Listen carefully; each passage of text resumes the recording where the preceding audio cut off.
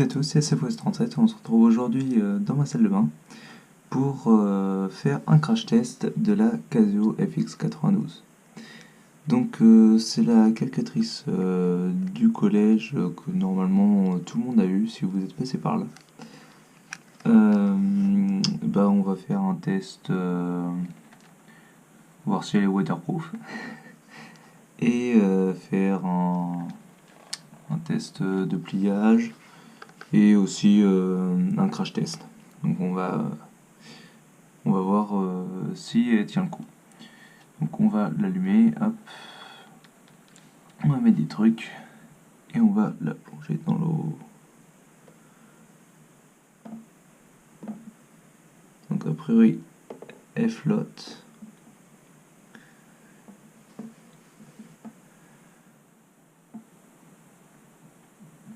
Elle a l'air de bien fonctionner.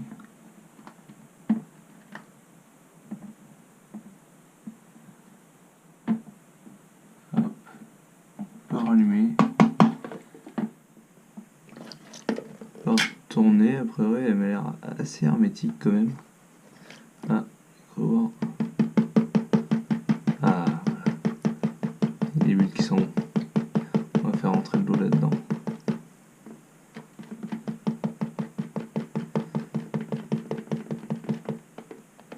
Un petit peu plus loin par ici, il y a encore pas mal d'eau.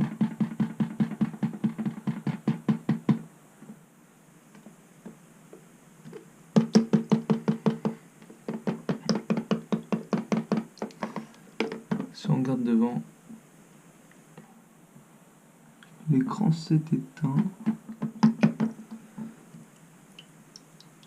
On va sortir.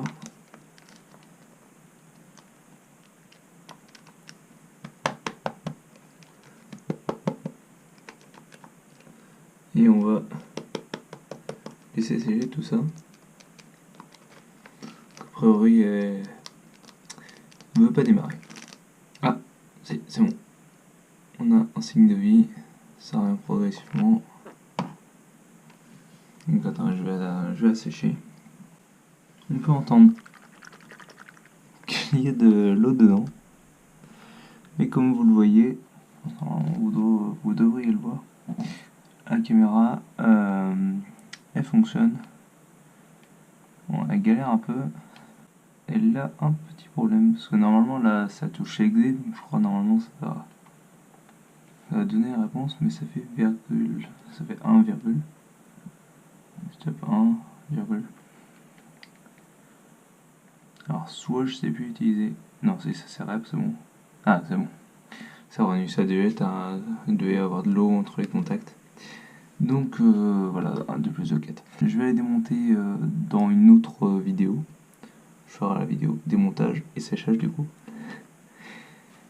Et on va passer au crash test. Donc on se retrouve après le test de l'eau. On va attendre que les voitures passent. Après le test de l'eau pour le crash test de la Casio FX92. Donc je vais commencer par un test à hauteur de hanche, comme si on la sortait de la poche.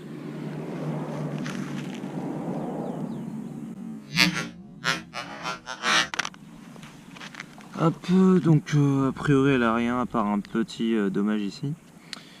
On va passer au test au niveau comme si je la tenais dans la main normalement. Ça, donc genre je sais pas, je fais des calculs. Et là elle tombe. Voilà, elle tombe sur le dos, donc elle n'a rien. On va passer au test sur la tête. Donc il y a encore un peu d'eau qui sort. On va passer au test au niveau de la tête.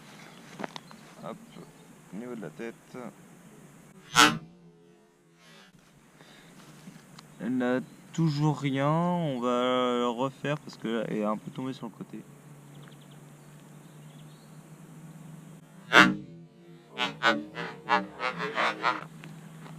Donc le test simple a fonctionné. Maintenant on va passer au test par la fenêtre. Je vais essayer de mesurer et vous dire combien ça fait de hauteur. On se retrouve tout de suite une fois que j'ai tout préparé. Donc on se retrouve à ma fenêtre, j'ai mesuré, ça fait environ 5 mètres. Donc on va tester, vous voyez qu'il y a des restes du choc. Donc on va tester avec la coque d'abord. Voilà, je vais essayer de la lancer sur le béton là-bas.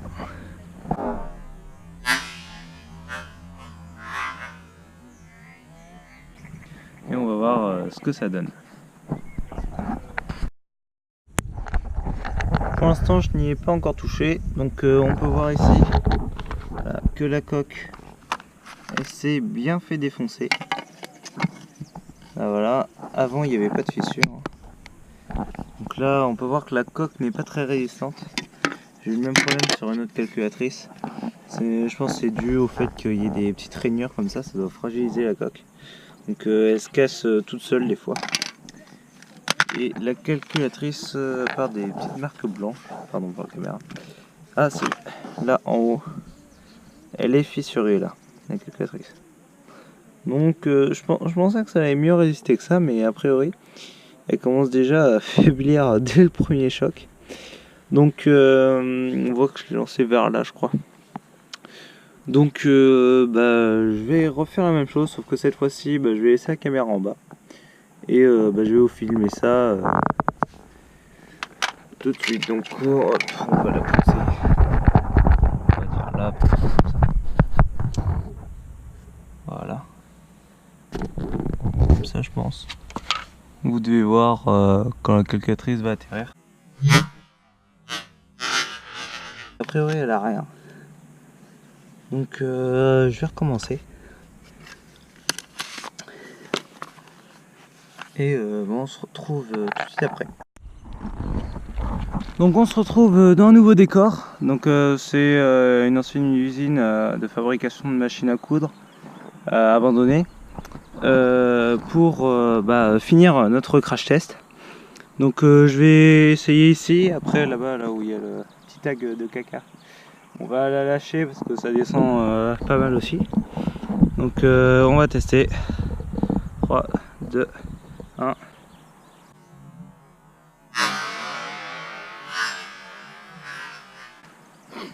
On va voir ce que ça donne. Hop.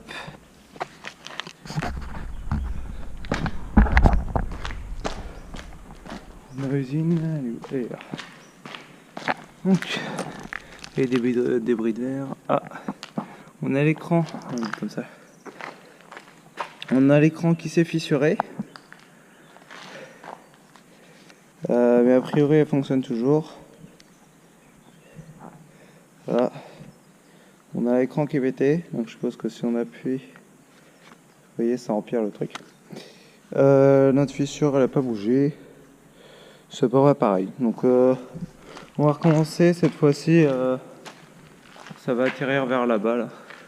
Je sais plus trop où, mais on verra bien. Donc on se retrouve une fois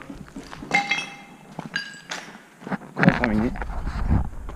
Enfin une fois que je suis remonté. Donc j'espère qu'on voit là, vous voyez que j'ai rien touché, hein. C'est l'écran qui disparaît quand on appuie dessus. Vous voyez ça, hop, on fait disparaître des pixels.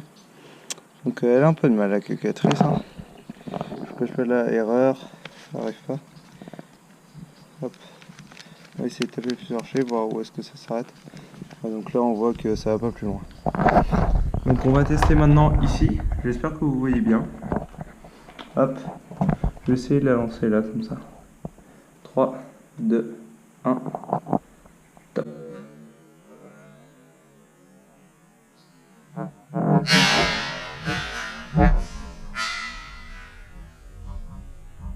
Ouais, elle a pris cher. On va descendre et on va voir tout ça. Donc voilà, j'ai retrouvé l'endroit où je l'ai balancé. Donc là on voit il y a des compteurs électriques. Après putain, je sais pas ce que c'était, ça devait être l'endroit où il y avait toute l'électricité de l'usine. Ah, ça c'est dangereux quand même. Et c'est très petit. Hop, hop. On va sortir pour avoir une meilleure vue. Donc a priori la calculette elle n'a pas trop changé. Si mes réponses sont là, vous voyez. L'arrière non plus, là il y a peut-être un petit crack ici là. Je sais pas si vous arrivez à voir. Là. Après sinon ouais, dans l'ensemble ça va, hein. C'est pas trop grave.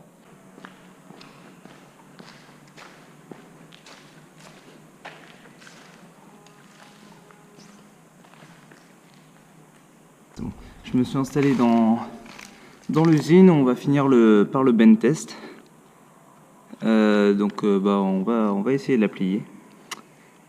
Hop, oui, là déjà il y a déjà une fissure, donc ça va la fragiliser. De l'autre côté, on voit que les points où ça se fissure, c'est là.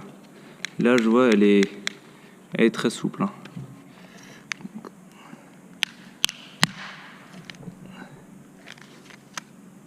Ah, on voit une grosse marque sur l'écran. Là, elle n'est pas très pliée, ça va. Juste là ici qui est assez fragile, qui casse.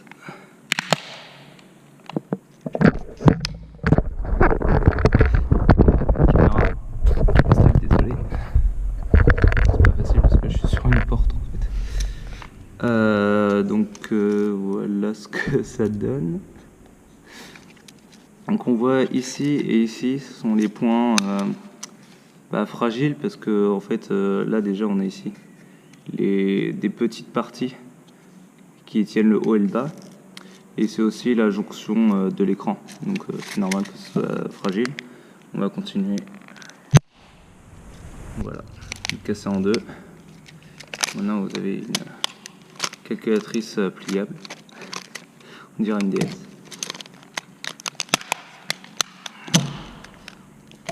Là on l'a arraché au compartiment à pile qui est là-haut, avec tous les boutons. Ils sont tout mous.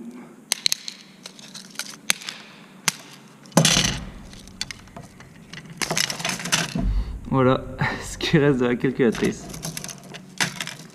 Donc pour conclure, elle est waterproof.